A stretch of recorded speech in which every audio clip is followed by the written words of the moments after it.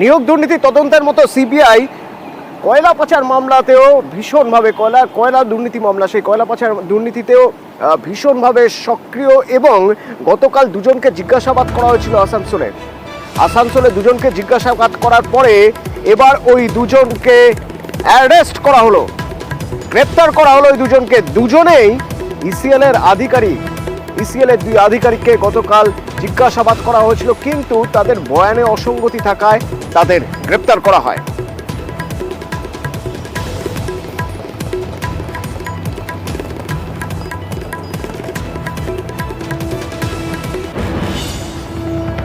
এবং সিবিআই এর মতো ইডিও তৎপর। আসানসোলে অ্যাকশনে ইডি, বলা যেতেই পারে অ্যাকশন, কারণ রানীগঞ্জের শিশুবাগান মোড়ে শিল্পপতি চণ্ডী কেডিয়ার বাড়িতে কেন্দ্রীয় এজেন্সি 4টে গাড়ি করে কেন্দ্রীয় বাহিনী নিয়ে হানা দেয়।